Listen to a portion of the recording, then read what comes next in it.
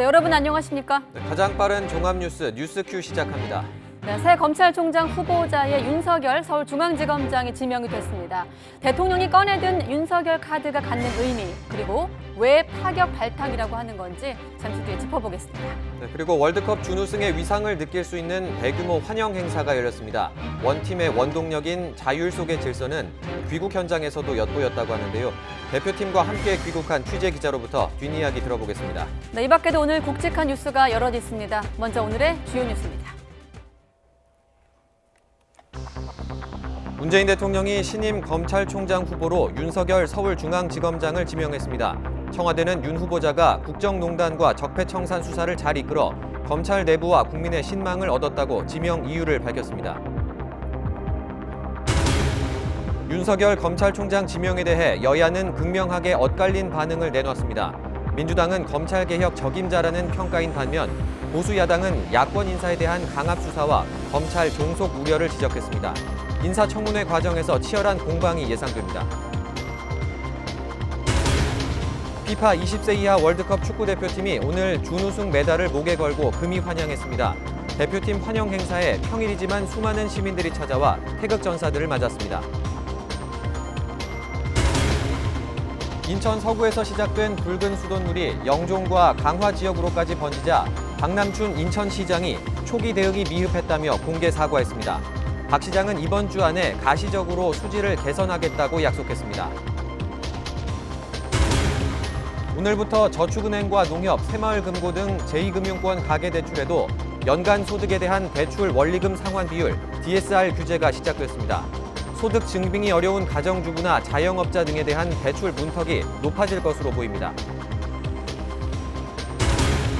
마이크 폼페이오 미국 국무장관이 유조선 피격 사건과 관련해 이란 책임론을 거듭 제기하면서도 이란과 전쟁은 원치 않는다고 밝혔습니다. 하지만 폼페이오 장관은 항행의 자유를 거론하며 필요한 모든 조치를 분명히 취해 나갈 것이라고 강조했습니다. 네, 문재인 정부 두 번째 검찰총장 후보자에 윤석열 서울중앙지검장이 지명이 됐습니다. 네, 적폐청산 수사와 검찰 개혁에 대한 문 대통령의 확고한 의지를 담은 인사라는 평가가 나옵니다. 임성호 기자입니다. 북유럽 순방을 마치고 하루 연차를 쓴 문재인 대통령. 법무부 장관의 검찰총장 임명 제청 보고는 별도로 챙기고 새 검찰총장 후보자에 윤석열 카드를 뽑았습니다. 대표적 특수통으로 불려온 윤석열 후보자는 지난 정부에서 국정원 댓글 수사를 지휘하면서 좌천됐다가 문재인 정부 출범과 함께 재작년 서울중앙지검장으로 화려하게 재기했습니다. 가장 큰 검찰총장 발탁 배경으로는 국가정보원 특수활동비, 이명박 전 대통령 수사, 사법농단 수사 등 이른바 적폐청산 수사를 성공적으로 지휘했다는 점이 꼽힙니다. 서울중앙지검장으로서 탁월한 지도력과 개혁 의지로 국정농단과 적폐청산 수사를 성공적으로 이끌어 검찰 내부뿐만 아니라 국민들의 두터운 신망을 받아왔습니다. 문 대통령은 지난달 적폐청산 수사는 정부가 통제할 수 없고 그래서도 안 된다며 빨리 진상을 규명하고 청산을 이뤄야 한다고 중단 없는 적폐청산 의지를 밝혔습니다.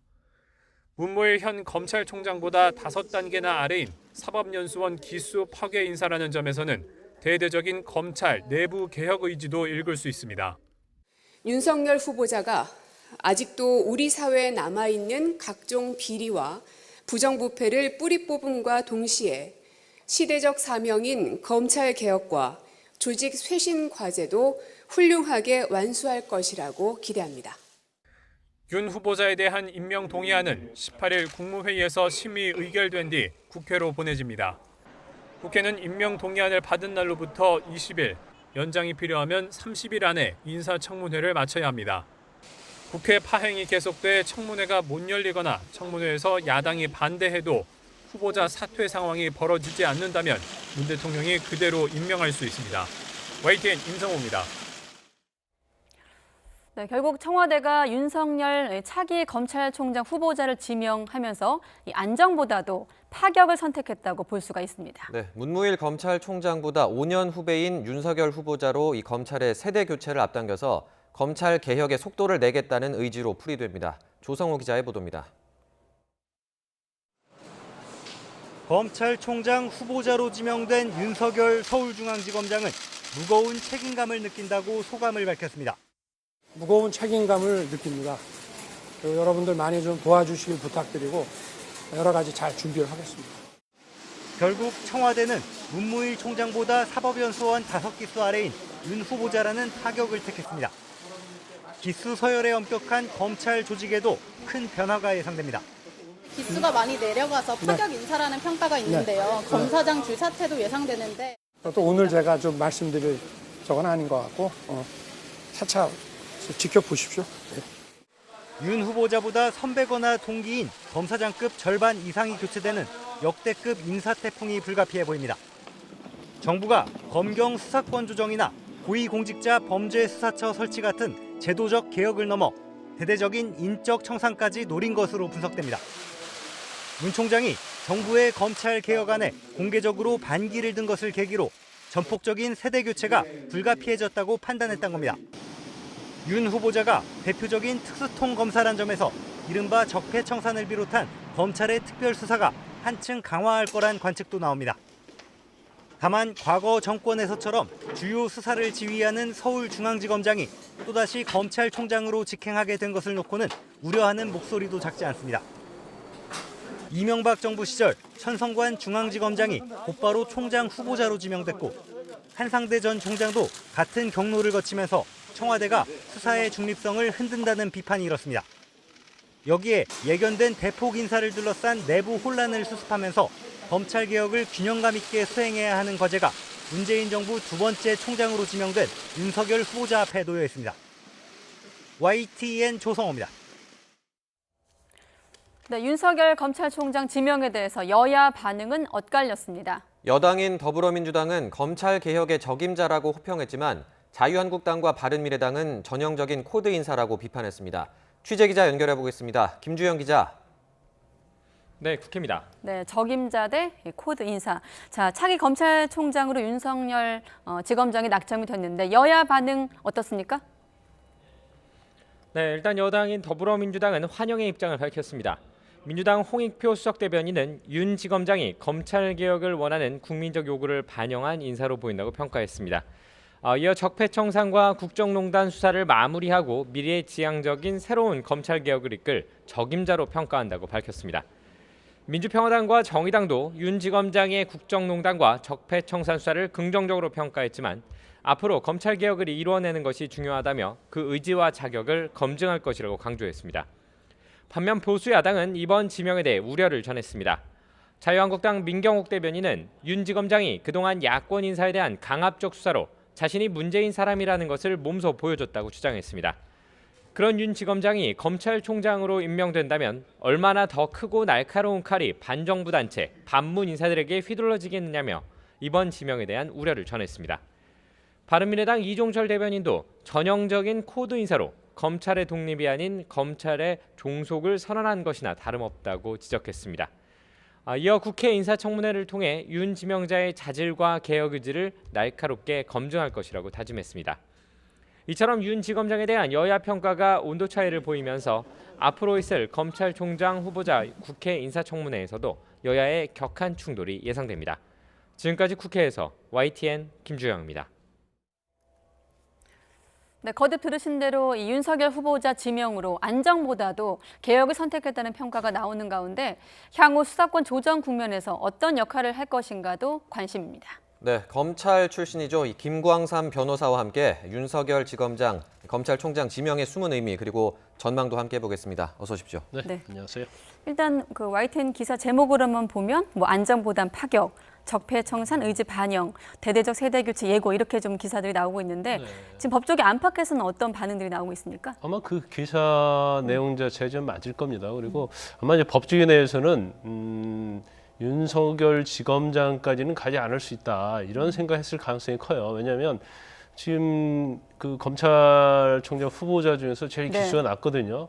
근데 만약 그런 기수가 낮은 검찰총장이 되면 그 윗기수, 지금 문무일 검찰총장이 18기단 말이야. 18기 밑으로 23기까지 과연 검찰총장이 23기가 되면 이제 상사로서 자기 동기나 아니면 뭐 자기 후배 기수를 모셔야 하는 그리고 지휘를 받아야 하는 경우잖아요. 그렇기 네. 때문에 아마 거기까지 가겠냐 하는 생각을 했을 거라고 보지만 뭐 저는 개인적으로 볼 때 가장 이번 검찰총장에 지명하는 데서는 제일 중요한 거는 이제 검찰 개혁의 핵심인 이제 수사권 조정과 관련된 가장 적임자를 찾는 그런 거였다고 봅니다.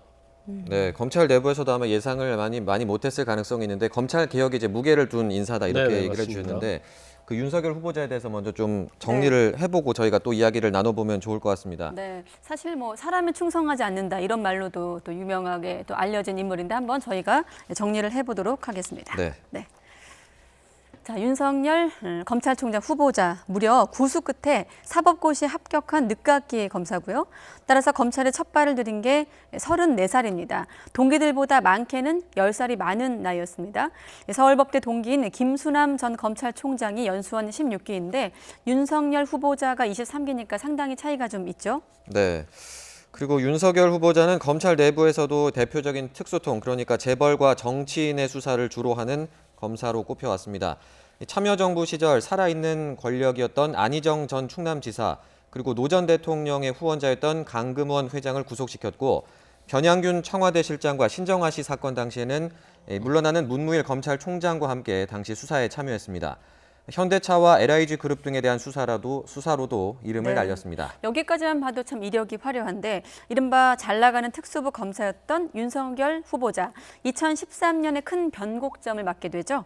국정원 댓글 사건 수사팀장이었던 윤 후보자가 조영곤 당시 서울중앙지검장 제가 없이 국정원 직원들에 대한 체포영장을 청구한 일이 발단이 됐는데 결국 국감장에서 수뇌부의 수사 외압이 있었다고 폭로하면서 정직 1개월 징계를 받고 한직으로 물러나게 됩니다. 네, 그리고 이 당시 국감장에서 윤석열 지검장의 발언이 큰 화제가 되기도 했었습니다. 네. 사람에게는 충성하지 않는다라고 이렇게 말을 한 건데요. 이 당시 발언이 특수부 검사의 기계를 각인시키는 계기가 되기도 했습니다. 네. 그리고 이제 한직을 전전했던 윤석열 후보자 2016년에 최순실 국정농단 특검팀에서 불러들이며 화려하게 부활을 했고 문재인 대통령이 파격적으로 이 서울중앙지검장에 임명을 하면서 말 그대로 권토중례했습니다. 이번엔 검찰 역사상 처음으로 이 고검장을 건너뛰고 검찰총장이 지명이 되면서 다시 한번 검찰 인사 파격의 역사를 쓰게 됐습니다.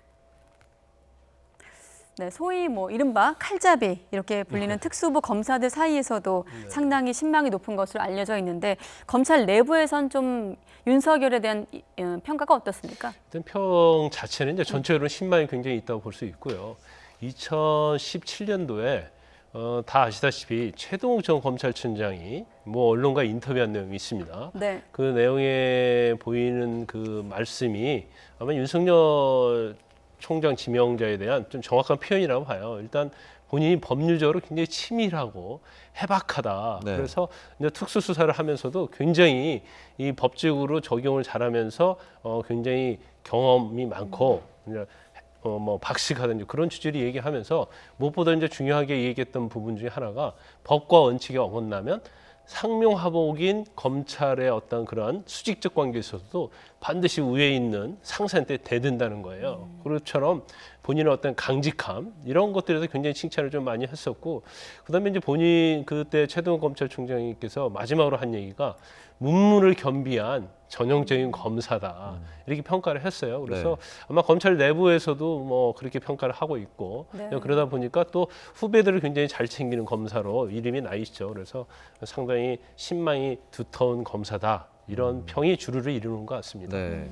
그 이번 만약에 이제 검찰총장이 되면 아까도 말씀해 주셨지만 문무일 총장이 18기고 그 윤석열 지검장이 23기라서 그 사이에 그 29명 정도가 있다고 하는데 이분들이 다 이제 관행에 따르면 옷을 벗거나 이렇게 해야 되는 상황인 거죠? 이제까지는 대부분 옷을 벗었죠. 그래서 이번에 뭐 이렇게 파격적으로 하진 않을 거라고 예상했던 것 중에 하나가 이렇게 되면 이제 검찰 자체의 어떤 고위직의 대부분이 이제 사표를 내야 하는 그런 상황이 됐기 때문에 이제 검찰에 어떤 공백이 생기는 게 아니냐 이제 그런 우려가 있긴 했어요. 그렇지만 결과적으로 이제 청와대에서는 어떤 검찰의 개혁, 혁신 적폐청산 이런 거에 무게를 뒀기 때문에 가장 큰 적임자는 바로 윤석열 지명자다 이렇게 봤다고 볼 수가 있는데 네. 이번에는 좀 약간 다른 측면이 있어요. 어떤 측면이냐면 일반적으로 검찰총장이 임명이 되면 이제 그 윗기수들은 옷을 다 벗었는데 대부분이 윗기수들이 그 총장보다는 나이가 대부분이 많았습니다. 네. 하지만 이번 검찰총장 후보자들부터 나이를 면면히 보면 오히려 기수는 윤석열 지명자가 낮지만 나이는 제일 많아요. 이제 그렇기 때문에 과연 이제까지 어떤 관행 자체가 그대로 이루어질 것인가 이제 그 부분을 눈여겨봐야 할 필요가 있고 네. 네. 또 하나는 이는 저는 개인적 생각이에요. 검찰이라는 자체가 사실은 기수가 높다고 해서 수사에 역량이 있고 리더십이 있는 건 아니거든요. 근데 그것 가지고 잣대를 삼으면 안 된다. 그리고 얼마든지 기수가 높다 하더라도 검찰에 있어서 공이 크고 아니면 이제까지 많은 사건을 수사를 하면서 어떤 공정한 그런 평을 받았다고 한다면 꼭 자기보다 기수가 낮은 총장이 된다고 해서 이거 옷을 필요로 하는 것 자체는 네. 너무나 이건 고정관념이고 편견이다 그렇게 봐요. 그래서 만약 이번에 윤석열 지명자가 총장이 되고 나서 옷을 그 윗기수들이 옷 벗는 사례가 어느 정도 없어진다고 하면 오히려 이런 것들이 관행적으로 되기 때문에 검찰에는 여러 가지 좋은 측면이 있다고 봅니다. 네. 사실은 기수 서열 중심의 어떤 관행이라고 지금 표현이 되어 있는데 일반 기업이라든지 일반적인 좀 대중의 눈높이에서는 많이 이런 것들이 파괴되고 있는 좀 사회적인 분위기가 있는데 그렇죠. 검찰은 여전히 네. 관행이 있다 이런 것도 좀 법조계 굉장히 보수적이에요. 그래서 네. 법원도 마찬가지고 검찰도 마찬가지고 너무나 이제 기수 영매이고 또 법원 같은 경우는 너무나 성적 영매이는. 네. 근데 사법연수 성적이라는 것이 사실 평생 갈 수는 없잖아요. 그런 것처럼 이제 기수보다는 능력으로 가야 하고 총장이라는 자체는 검찰을 총괄하는데 검찰이 개혁이랄지 큰 그림을 그리는 거고요. 또 기수가 높다 하더라도 사표를 내지 않고 검찰 내에서 할 수 있는 일을 얼마든지 할 수 있거든요. 그래서 그런 부분들은 어떤 혁신과 변화라는 측면에서 보면 좀 제가 볼 때는 그런 관행은 없어지는 것이 오히려 검찰에 도움이 된다. 네. 이런 생각을 해봅니다. 그 말씀해주신 이 관행이 이번에는 얼마나 또 지켜질지 이런 건 좀 이제 두고 봐야겠습니다만 네. 인사 폭이 얼마나 될지는 두고 봐야겠지만 네. 어쨌든 이제 윤석열 지검장이 만약에 총장이 된다면 어느 정도 인사가 좀 이루어질 수밖에 없는 상황이겠죠. 그러면 좀 자연스럽게 세대 교체라든지 이런 게 진행될 네. 가능성이 높지 않을까. 덧붙여서 지금 보면 제가 23기 동기들은 조금 고민을 하고 있지만 지금 거의 관행적으로 옷을 벗겠다 그렇죠. 이런 분위기라면 네, 네. 인사가 또 가능할 것인가 이것도 근데 좀 이제 제가 궁금하거든요. 볼 때는요. 이제 지명하는 데 있어서 이제 검찰 개혁의 최고 핵심인 수사권 조정을 가장 염두에 두었지만 네. 네. 또 하나 이제 검찰 개혁이라는 게 우리가 일반적으로 보면 이제 인적 쇄신이거든요. 네. 그래서 청와대에서는 이제 그런 생각할 수도 있어요. 지금의 어떤 고위직 검찰 간부직을 그대로 놔두고는 검찰 개혁이 굉장히 어렵지 않느냐. 그러면 파격적인 인사 기수 파괴를 통해서 검찰의 어떤 쇄신을 한번 해봐야겠다. 이제 그런 생각을 하고 낮은 기수의 윤석열 지검장을 임명할 수도 있다, 지명할 수도 있다고 이렇게 봅니다. 그동안 네. 이제 검찰이 수사권 조정, 검찰 개혁에 반발하는 또 목소리를 내왔기 때문에 그런 것도 좀 영향이 있지 않을까 그런 생각이 그렇죠. 드는데요. 네. 수사권 조정, 검찰 개혁에 좀 무게를 둔 인사다 이렇게 좀 요약을 할 수 있는데 지금 본인 같은 경우, 당사자 같은 경우는 차차 말하겠다 이렇게 피해가고 있거든요. 일단 이제 문무일 검찰총장은 굉장히 수사권 조정에 대해서 굉장히 본인이 스스로 좀 파격적인 얘기를 했었잖아요. 네.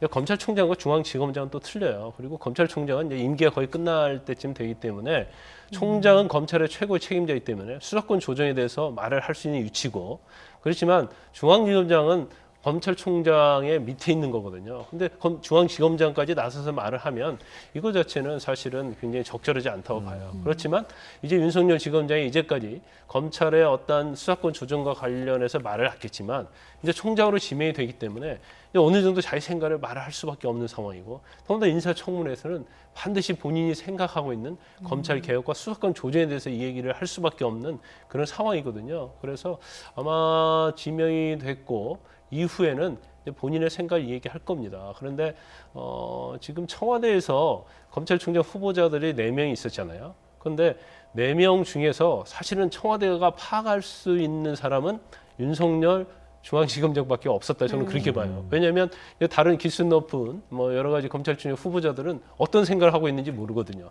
그 전에 어떤 의견도 내지 않았고 그래서 만약에 윤석열 지검장이 아니고 다른 분을 총장을 지명했을 때 이제 수사권 조정과 관련해서 만약 생각지 않게 반발을 했다랄지 그러면 사실은 청와대 입장에서는 굉장히 난감할 수 있는 측면이 소통을 있기 때문에 예측할 수 없기 그렇죠. 때문에. 그래서 가장 소통이 잘 되고 어떤 강직한 윤석열 지검장이 오히려 총장이 되면 이제 검찰의 내부 반발도 어느 정도 이제 절충선에서 마무리할 수 있는 그런 역할을 할 수 있다고 기대했을 가능성이 크다. 저는 그런 생각을 합니다. 네. 앞서 이제 청문회 얘기를 잠깐 해주셨는데 청문회 관문이 남아 있는데 지금 야권에서 벌써 이제 검찰 종속이다 이렇게 이번 지명을 네. 평가를 하고 있거든요. 청문회 좀 어떻게 전망하십니까? 일단 첫 번째는 아마 정치적인 공격을 많이 할 거예요. 왜냐하면 윤석열 지검장이 지명자가 이제 적폐수산, 국정농단 이제 그런 걸 굉장히 잘해왔고 네. 그거 어떻게 보면 이제 아이콘이라고 볼 수 있는 거거든요. 그러면 야당 입장에서는 그건 굉장히 정반대적인 이해적인 입장이거든요. 그래서 그 부분에 대해서 아마 정부의 입맛에 맞는 수사만 하는 게 아니냐 이제 그런 공격을 할 가능성이 크고 아마 또 하나 공격할 수 있는 것이 이제 적폐 수사와 관련해서 워낙 수사를 많이 하고 네. 조사를 많이 하다 보니까 일부에서 이제 무죄 나온 것들이 있거든요. 네. 근데 그걸 가지고 수사 제대로 한 거냐, 이제 그러면서 보복 수사 아니냐 그런 관점에서 야당의 공격이 굉장히 있을 가능성이 크다 이렇게 네. 보고요. 그것은 이제 전체적인 거고 두 번째는 아마 재산과 관련해서 얘기를 할 가능성이 있어요. 네. 재산이 공직자 재산 신고할 때 보니까 64억이 좀 넘습니다. 굉장히 재산이 많은데 그 중에 윤석열 지명자의 재산이 2억 한 7천 정도 됐어요. 그러니까 금액은 많지 않죠. 근데 그 뭐 장모와 관련된 그런 문제도 나왔었는데 네. 아마 그 재산 자체는 이제 결혼을 늦게 했어요. 2012년도 했거든요. 그리고 그 재산이 현 부인의 어떤 중소기업을 운영하면서 이룩한 재산이기 때문에 사실 검찰총장의 어떤 재산과 관련된 의혹 그런 것은 뭐 거의 없지만 야당에서는 이 부분에 대해서 이제 끈질기게 네. 물고 늘어질 가능성이 크죠. 네, 지금 뭐 장모 얘기도 하셨고 아마 이 얘기가 지난해 국정감사에서도 나왔던 거 뭐 기억하는 분들 계실 텐데 그때 한번 발언을 한번 듣고 한번 이번 청문회 다시 한번 예상해 보겠습니다. 그 장모 최모 씨 사건 300억 장고 증명 위조 30억 당자 수표 부도 사건 이거 아십니까?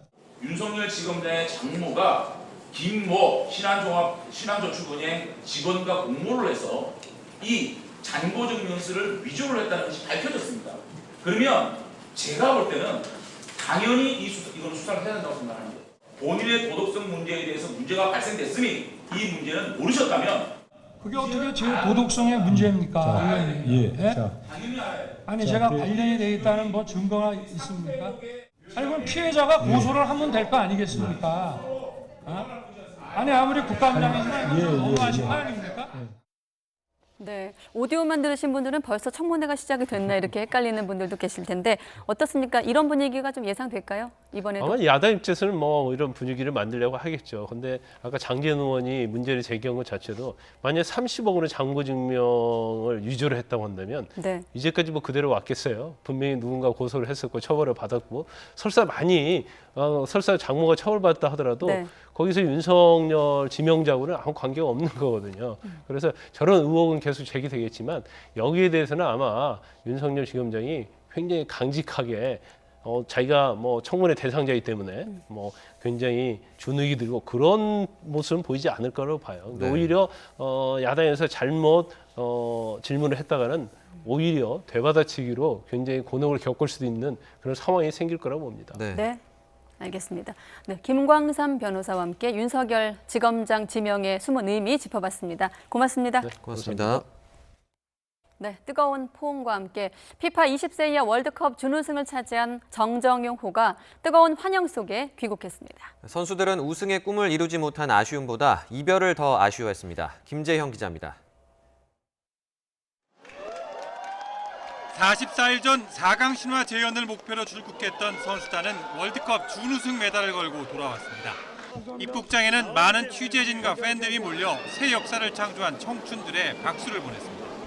어게인 1983을 이루고자 한 거를 저희가 다 믿음으로 다 했기 때문에 결승전까지 갈 수 있었던 것 같아요. 누구도 예상 못한 사상 최초의 결승 진출은 잊을 수 없는 행복한 추억이 됐습니다. 목표를 못 이루었지만 저희는 최선을 다했으니까 후회는 전혀 없고요. 저뿐만 아니라 모든 저희 팀이 매우 행복했던 것 같아요. 같이 연습하면서 장난도 치고 얘기도 많이 하고 진짜 좋은 추억이었었던 것 같아요. 선수단은 서울광장에서 열린 환영 행사에서 팬들에게 감사의 마음을 전했습니다. 정정용 감독이 준우승의 아쉬움을 말하자 선수들은 깜짝 행가래로 고마움을 표현했습니다. 선수들의 선물에 정정용 감독은 울림 있는 답사로 마지막까지 지도자의 품격을 보여줬습니다. 임금이 있어서 백성이 있는 게 아니고 백성이 있어서 임금이 있는 것처럼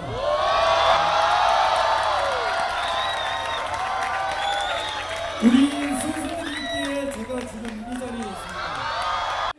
한국 축구의 황금 세대로 기대를 모은 정정용호는 이제 소속팀으로 돌아가 새로운 출발선에 섭니다.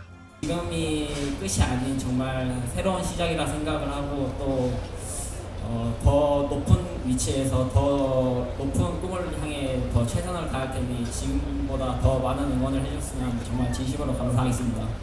이별을 아쉬워한 대표팀은 수요일 청와대 만찬 참석을 끝으로 공식 일정을 마무리합니다. YTN 김지영입니다. 멕시코 당국이 미국으로 향하던 이민자를 대거 잡아들였습니다. 800명 가까운 이민자들이 한꺼번에 적발된 건 처음인데요. 앞서 트럼프 대통령이 이민자를 저지하지 않으면 멕시코에 관세를 부과하겠다고 으름장을 놓은 게 통한 것으로 보입니다. 황보선 기자의 보도입니다. 트럭 넉 대가 멕시코 이민청 단속 요원들에게 적발됐습니다. 각 트럭에 200명 안팎이 타고 있었습니다. 어린이들도 많습니다. 멕시코를 거쳐 미국으로 가던 온두라스, 엘살바도르, 과테말라 등 중미 3개국 출신 이민자들입니다. 밀폐된 짐칸 안에서 탈수 등으로 생명을 위협받지만 가담과 범죄를 피해 아메리칸 드림을 쫓는 행렬은 끊이지 않고 있습니다. 이처럼 800명 가까운 이민자들을 한꺼번에 잡아들이기는 처음. 멕시코 당국이 단속 요원과 군인 등 1000여 명을 동원해 대대적인 단속을 벌인다는 트럼프 미국 대통령의 압박이 작용한 것으로 보입니다. 트럼프 대통령은 멕시코가 이민자 흐름을 저지하지 않으면 관세를 부과하겠다고 위협했고 멕시코는 남북 국경의 보안을 강화하기로 지난 7일 미국과 합의했습니다. 양국은 합의 뒤 45일이 지난 시점에 멕시코의 불법 이민 저감 대책이 실효를 거두는지 평가할 방침이라 미국의 관세 부과 위협은 다시 재현될 가능성이 있습니다. 멕시코 정부 내에서는 트럼프 미국 대통령의 위협에 국경 보안을 강화하는 정책을 두고 갈등이 불거지기도 했습니다. 토나티우 기엔 이민청장은 정부가 불법 이민에 강경히 대응하자 지난 14일 사임했습니다. YTN 황보선입니다. 도널드 트럼프 미국 대통령은 북한 핵 문제와 관련해 핵실험도 없고 어떤 겁도 없다면서 그러나 상황이 달라질 수도 있다고 말했습니다. 트럼프 대통령은 ABC 방송과 인터뷰에서 김정은 국무위원장을 가리켜 매우 터프한 남자고 매우 똑똑한 사람이라고 언급하며 이같이 밝혔습니다. 이어 김 위원장이 많은 사람을 잘 대우하진 않지만 자신에 대해서는 잘 대접해왔다며 어느 시점에는 달라질지 모르고 또 그렇다면 자신도 변해야 할 것이라고 밝혔습니다. 트럼프 대통령은 하지만 지금 당장은 매우 좋은 관계를 갖고 있다며 정말로 매우 강한 관계라고 강조했습니다. 합동참모본부가 북한 어선 한 척이 지난 15일 강원도 삼척 인근에서 발견된 경위를 조사했다고 밝혔습니다. 김준락 합참공보실장은 국방부 정례브리핑에서 군의 조사 사실을 밝힌 뒤 조사 결과 전반적인 해상 해안 경계 작전은 정상적으로 시행이 됐지만 레이더 운용 시스템과 운용 요원의 일부 보안 소요를 확인했다고 말했습니다. 이어 앞으로 보안 대책을 강구해 확고한 경계 감시 태세를 유지하겠다고 강조했습니다. 최근에 전자담배 폭발 사고로 육군 병사 전투복에 불이 붙으면서 중화상을 입은 사건 보도해드렸는데요. YTN이 후속 취재를 통해서 우리 국군의 전투복이 실제 불에 얼마나 취약한지를 확인하기 위한 연속 기획을 준비했습니다. 첫 번째 순서로 국군의 전투복과 미군 전투복의 내연성을 비교하는 실험을 진행했습니다. 강정규 기자가 취재했습니다. 현재 우리 장병들이 입는 디지털 무늬 군복, 불에 얼마나 견딜 수 있는지 직접 실험해봤습니다. 시험 장치에 불꽃을 튕기자마자 전투복에 불이 옮겨 붙습니다. 시커먼 그을음을 내며 타오르더니 오그라든 합성 섬유가 불똥으로 변해 뚝뚝 떨어집니다. 미군복으로 비교 실험해봤습니다. 불에 타는 속도가 확연히 다릅니다. 시험 장치에 불꽃이 꺼지자마자 전투복에 붙은 불도 사그라집니다. 우리 전투복이 40-50초 동안 스스로 타면서 형체 없이 녹아내린 것과 대비되는 모습입니다. 이유는 뭘까? 미군 전투복은 합성 섬유인 나일론과 천연 섬유인 면을 반반씩 섞어서 만듭니다. 특수작전용 난연 전투복이 따로 있지만 일반 군복도 불에 잘 견디고 적어도 녹아내린 섬유가 피부에 눌러붙어 2차 화상을 입히지 않도록 설계했습니다. 이른바 노멜트, 노드립입니다. 화약, 폭탄, 위험한 물질을 가장 많이 다루는 데가 군대일 겁니다. 전투복이 불에 타서 살점에 달라붙는다면 우리 병사들은 2차 피해를 또 입을 수밖에 없는 것이고, 반면 우리 군의 최신 전투복은 화학섬유 100%, 폴리에스터와 레이온을 최대 8:2 비율로 섞어 만듭니다. 2017년 K9 자주포 폭발 사고 이후 불에 잘 타는 소재의 비율을 오히려 더 높인 겁니다. 우리도 이제 모든 조건을 다 충족시키는 걸 보고를 해야 되는데 난연 기능이 추가됨으로써 강도도 떨어지고 통기성도 떨어지고 밀감도도 낮아지고 이러면 또 문제인 거지 않습니까? 군 당국은 난연 전투복을 따로 만들어 K9을 비롯한 전차 운영 부대에 보급 중이라고 설명했습니다. 하지만 절대 다수인 일반 장병들은 오늘도 불에 약한 전투복을 입고 훈련과 작전에 들어가고 있습니다. YTN 강정규입니다. 태광그룹 이호진 전 회장 일가가 계열사에 김치 등을 비싼 값에 팔아넘기는 방식으로 30억 넘는 부당 이득을 챙긴 것으로 드러났습니다. 공정거래위원회는 과징금을 부과하고 이 전 회장도 검찰에 고발하기로 했습니다. 김평정 기자입니다. 간암을 이유로 7년 넘게 불구속 상태로 재판을 받으면서 술, 담배 하는 모습이 포착돼 이른바 황제 보석 비판을 받았던 이호진 전 태광그룹 회장. 수백억 원의 회삿돈 횡령 등으로 최근 징역 3년을 선고받았는데 횡령 말고도 부당하게 가로챈 돈이 더 있었습니다. 이호진 총수 일가가 100% 지분을 가진 회사에서 태광 계열사에 김치를 강제로 팔아 이득을 챙긴 겁니다. 김치와 전혀 상관없는 골프장 운영업체여서 위탁 제조했는데 그나마도 법적 등록도 제대로 안 된 업체에서 만들었습니다. 그런데도 가격은 10kg에 19만 원으로 시중에 흔히 팔리는 포장김치보다 2~3배나 비쌌습니다. 김치를 산 계열사는 직원에게 급여 명목으로 지급해 한때 김치 성과급이란 말이 나오기도 했습니다. 이 전 회장 일가 소유의 또 다른 회사는 태광 계열사에 와인을 비싸게 팔았습니다. 이처럼 김치와 와인 대금으로 2년여 동안 모두 141억 원이 이 전 회장 일가 소유의 회사로 넘어갔고 총수 일가는 배당과 급여 등의 명목으로 최소 33억 원을 챙긴 것으로 조사됐습니다. 부당이익 제공 행위로 총수 일가의 지배력 강화와 편법적인 경영권 승계 등 경제력 집중 우려가 현실화되고 골프장, 와인 유통 시장에서의 경쟁까지 제어하는 결과가 초래되었습니다. 이런 거래는 이호진 전 회장이 경영에서 퇴진한 이후에도 경영기획실을 통해 지배력을 행사하면서 이뤄진 것으로 공정위는 보고 있습니다. 공정위는 총수 일가 회사와 태광 계열사에 과징금 21억 8천만 원을 부과하고 이호진 전 회장 등은 검찰 고발도 하기로 했습니다. YTN 김평정입니다. 민감용 경찰청장이 YG 엔터테인먼트 소속 가수 BI 등의 마약 의혹 사건을 원점에서 재수사하겠다고 밝혔습니다. 민 청장은 오늘 기자간담회에서 YG 엔터테인먼트와 관련해 제기된 의혹에 대해 하나도 빠짐없이 철저히 수사하겠다며 이같이 말했습니다. 특히 버닝썬 사건을 수사하면서 많은 교훈을 얻었다며 드러나지 않은 여러 문제가 있을 개연성을 염두에 두고 그동안 쌓은 마약 사건 수사 노하우를 발휘해 의혹을 해소하겠다고 강조했습니다. 국군 기무사령부가 박근혜 정권을 규탄하는 촛불 집회를 무력화하기 위해 간첩 사건을 기획했다는 주장이 나왔습니다. 군인권센터는 오늘 기자회견을 열어 기무사가 촛불 집회에 주도적으로 참여한 인사를 대상으로 간첩 사건을 기획했다며 이를 주도한 군 간부들에 대한 수사를 촉구했습니다. 센터 측은 지난 2016년 기무사가 함세웅 신부 등의 북한 단체 연계서를 조작해 박근혜 정권이 계엄령을 선포할 명분을 만들려 했다고 지적했습니다. 네, 로봇이 상품을 설계하고 또 인공지능 컴퓨터가 제품의 하자 여부를 판독하고 영화 속에서나 봤던 장면들인데 5세대 5G 네트워크 등장으로 산업 현장에서도 이런 첨단 공정을 본격 상용화시킬 전망입니다. 김현우 기자가 소개합니다.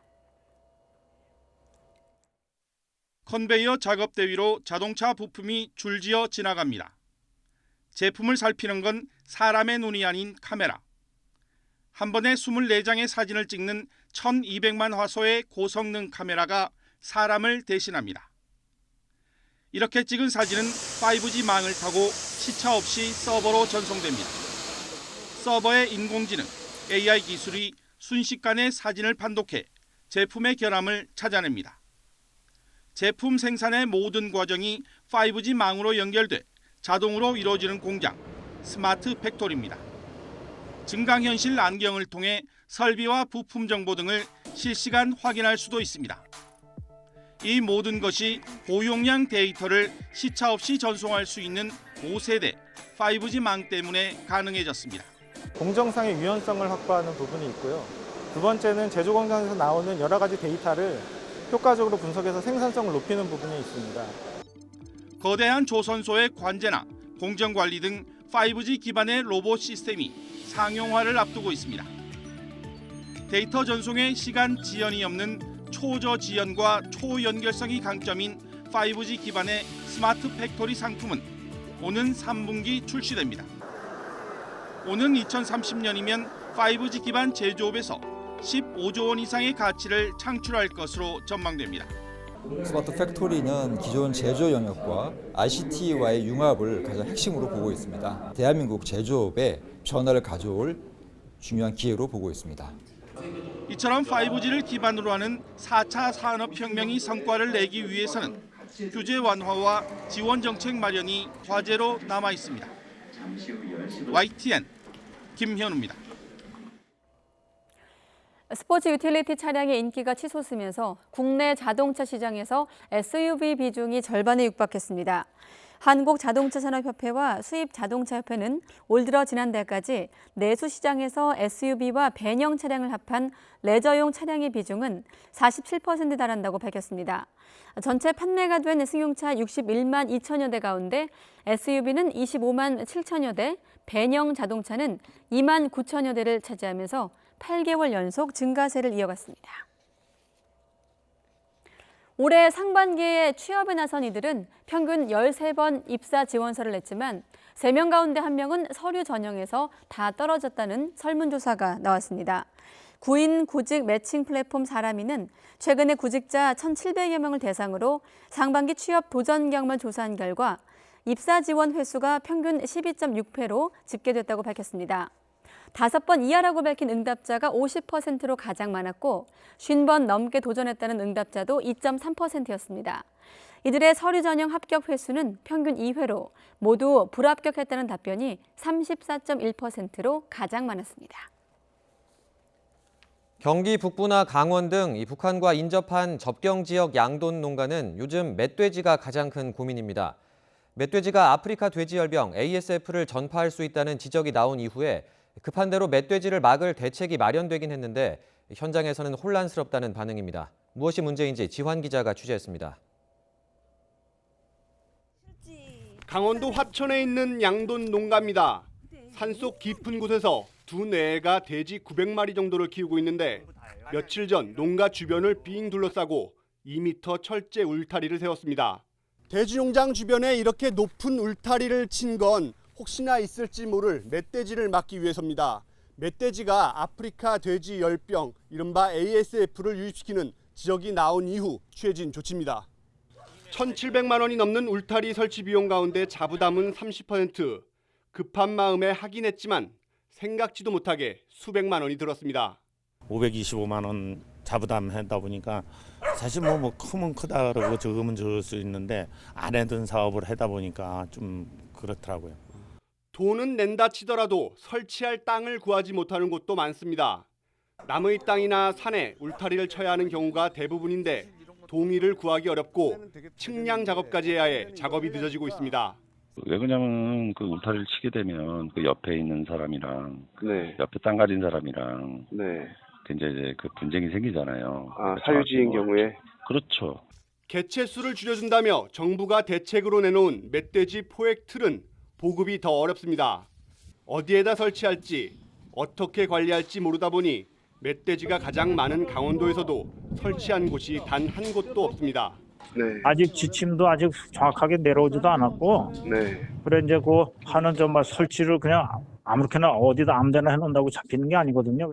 여기에 환경동물단체에서는 북한까지 확산한 ASF는 멧돼지가 주범이 아니라는 주장을 제기하고 있습니다.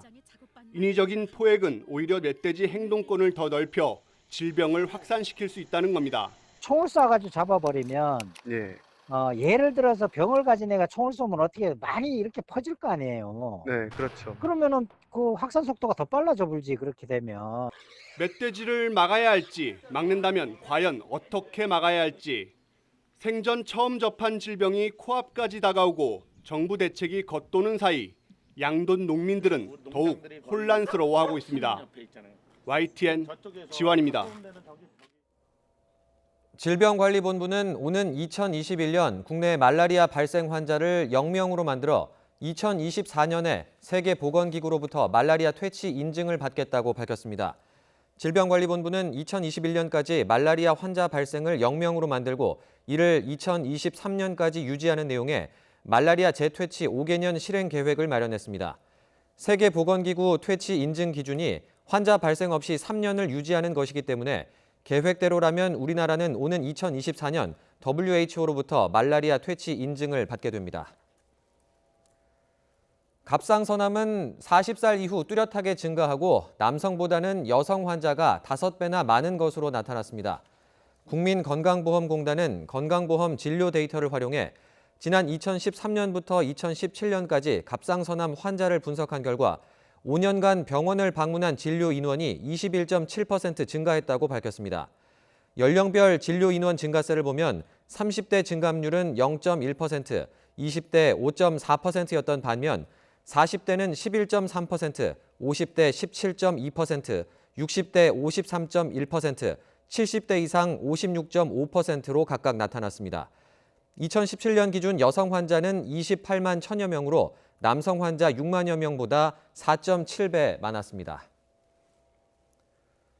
우리나라는 세계 최다 줄기세포 치료제 보유 국가인데요.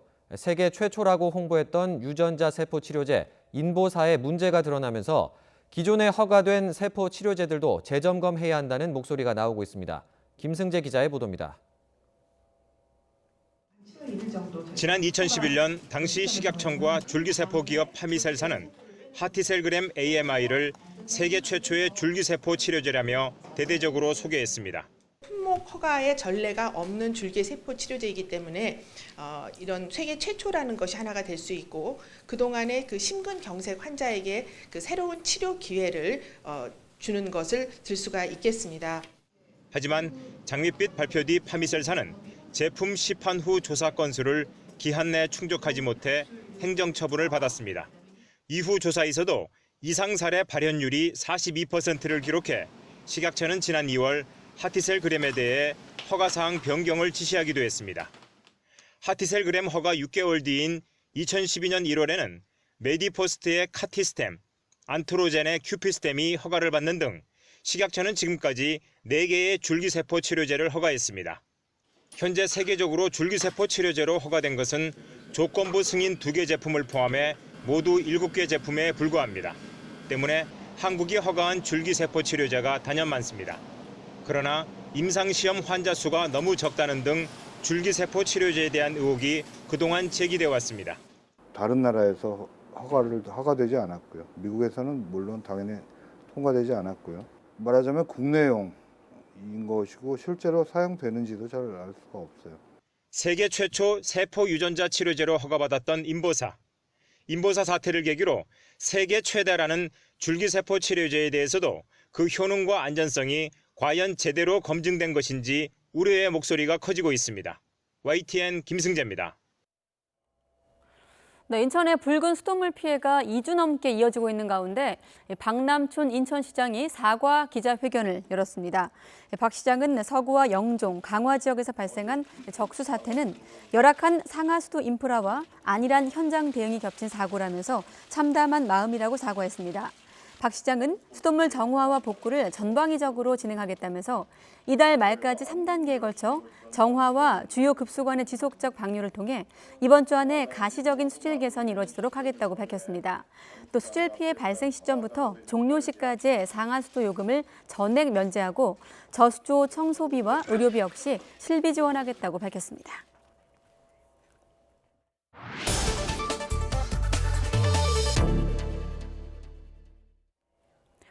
자, 이렇게 박남춘 인천시장이 사과와 함께 대책을 내놓긴 했지만 주민 불안은 여전한 상황입니다. 오늘 퀵터뷰에선 배선화 영종국제도시 총연합회 부회장과 수돗물 상황 어떤지 직접 들어보도록 하겠습니다. 안녕하십니까? 예, 안녕하세요. 네. 배선화입니다. 예, 일단 뭐 씻는 문제 또 마시는 문제와 관련된 부분이다 보니까 민감할 수밖에 없고 불편도 뭐 이만저만이 아닐 것 같습니다. 지금 좀 어떻습니까, 상황이?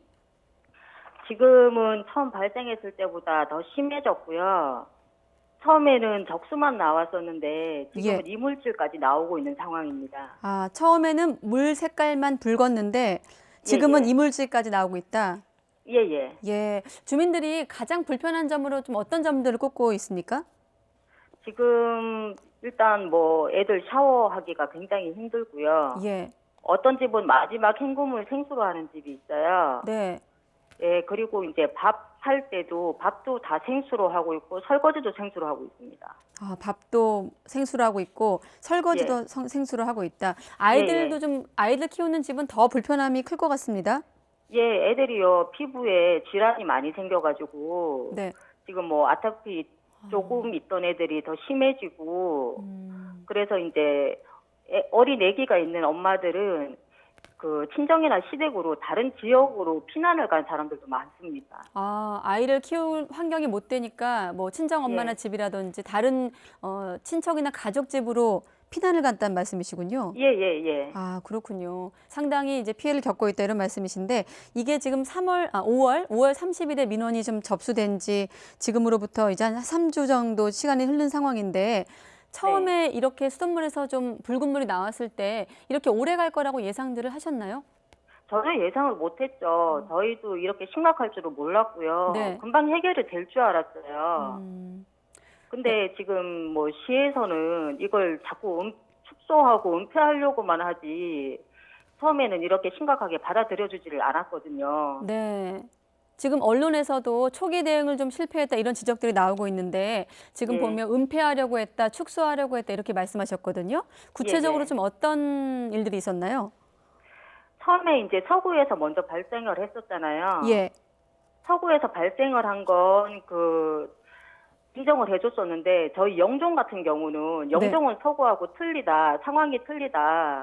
그래서 영종은 아니다라고 얘기를 했었어요. 근데 이제 지금 영종 주민들이 계속 미전을 넣고 하다 보니 이제서야 이제 저번 주나 돼서야 인정을 해주고 학교에 수를 나눠주고 하고 있는 거지 지금. 그러면 이제 열흘 넘게 사실은 뭐 계속 불편함을 호소했지만 말씀하신 대로 서구랑 영종이 좀 다르다고 시에서는 대응을 했고, 예. 네, 그러니까 현장 대응이 좀 안일했다 이런 부분들이 좀 연결해서 생각을 하면 되겠네요. 예. 중구 의원들이요 전부 다 인정을 안 해줬어요. 영종은 아니라고. 아니라고 하는 이유는 뭐였나요? 시에서? 수도관이 틀리대요. 서구랑 영종이랑. 수도관이 틀리다고 했는데 저희 쪽에서 알아보니까 수도관이 같더라고요. 아, 그러면 그 부회장님 쪽에서 알아봤다고 하는 경로는 어떤 경로를 통해서 확인하신 건가요? 저희 영종 청년회 환경위원장님이 계세요. 네. 그분이 이쪽으로 좀 많이 알고 계시더라고요.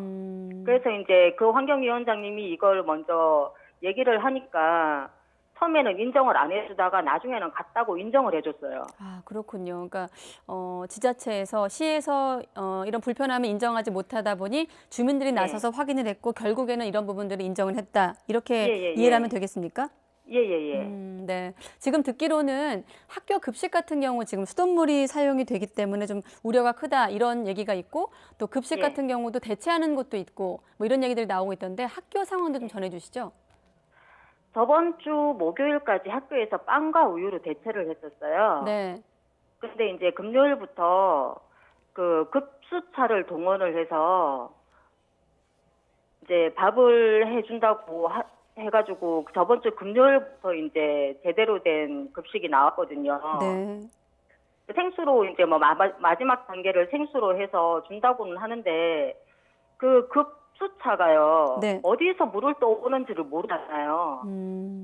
그러니까 그게 저도 궁금한 거죠. 네. 그 급수차의 물조차도 지금 예, 의심이 예. 되고 의혹을 제기할 수밖에 없다. 믿을 수가 예, 없다 예. 이런 말씀이시군요. 예, 저희가 본 게 아니니까 어디서 물을 떠오는 건지 그걸 볼 수 있겠으니까요. 네, 그렇군요. 일단은 지금 인천시장 같은 경우도 기자회견 보셨겠지만 사과를 한 상황이고 뭐 예. 인정을 했습니다. 안일한 현장 대응이 겹친 사고다, 참담하다 이렇게 인정을 하면서 사과를 하고 이런저런 대책을 좀 내놨거든요. 이를테면 네. 뭐 생수 구입비, 앞서 뭐 생수로 버티고 있다는 말씀하셨는데 이런 지원책들은 좀 어떻게 주민들은 평가하고 있나요? 저희는 지금 못 믿겠어요. 시에서 무슨 말을 하든 저희는 믿지를 못하겠어요, 지금. 지금 보면은 피해 종료 시까지 뭐 상하수도 요금을 면제해주겠다, 생수 구입비나 뭐 이런 필터 교체비를 지원해주겠다 이런 계획을 내놨지만 여기에 대해서 믿을 수가 없다, 신뢰를 못하겠다 이런 입장이신 건가요? 예. 그렇군요. 이렇게 좀 불신이 커진 데는 다시 한번 좀 설명을 해주시죠. 시와 주민들의 좀 이렇게 간극이 커질 수밖에 없었던 이유를요? 저희가 서구 쪽은 잘 모르겠어요. 서구 쪽으로 워낙 이제 인구도 많고 해서 움직이는 네. 사람도 많고 해서 그쪽은 처음부터 일사불란하게 움직여줬거든요. 근데 저희 중구 의원분들 같은 경우는 네. 전혀 움직이지를 않았어요. 한 열흘을 지날 때까지도. 저희가 계속 민원을 넣고 해도 이걸 저희가 재난 문자를 보내달라고 얘기를 했었거든요. 네. 이거는 재난이라고 재난 문자를 보내달라고 했는데 아직까지도 문자를 한 통 안 보내고 있고요. 저희 젊은 사람들 같은 경우는 이걸 알고 대체를 하는데 네. 지금 그 집에 혼자 계시는 어르신들은 많으세요. 그 어르신분들은 알지 못하는 거예요. 지금 이 상황은. 네. 육안으로 보면 물이 깨끗해 보이니까 이게 지금 깨끗한 물인데 무슨 문제냐고 아무 대응도 못하고 계시는 분들이 많거든요. 그래서 그런 분들을 위해서 문자를 좀 정부차원에서 문자를 좀 보내달라고 했는데도 네. 문자 한 통 없는 거예요. 아직까지. 지금 오늘 이 시점에도 문자 한 통이 없다는 말씀이신 건가요? 예. 그렇군요. 네, 초기 대응 실패라든지 지금 보면은 인천시의 좀 대응이 미흡했다 이런 보도가 나오고 있는데 부회장님 목소리를 통해서 그런 여러 가지 것들을 좀 확인할 수 있었고요. 자, 끝으로 지금 뭐 내놓은 대책들을 믿을 수 없다, 마음에 안 든다 이런 말씀하셨는데 끝으로 인천시를 비롯해서 좀 당국에 하실 말씀 있으면 끝으로 시간 드리겠습니다. 저기 인천시에서 이 일을 해결을 못하면 국가 차원에서 이 일을 좀 해결해 주셨으면 좋겠고요. 네. 재난 지역을 선포해서 빨리 해결을 좀 해주셨으면 좋겠습니다. 그리고 저희 영종 같은 경우는 영종에 정수장을 따로 만들어서 좀 이런 일을 해결을 해주셨으면 좋겠고요. 네. 그리고 환경부나 환경단체에서 왜 이렇게 조용한지 저는 이해를 못하겠어요. 이런 데도 좀 나서주셨으면 좋겠습니다. 네, 알겠습니다. 좀 불편함에 대해서 좀 직접 들을 수 있었는데 내일 환경부가 이번에 사고 원인과 또 수돗물 정상화 방안을 제시한다고 하거든요. 이 내용도 네. 한번 또 지켜보도록 하겠습니다. 예, 감사합니다. 네, 배선화 부회장이었습니다. 오늘 고맙습니다.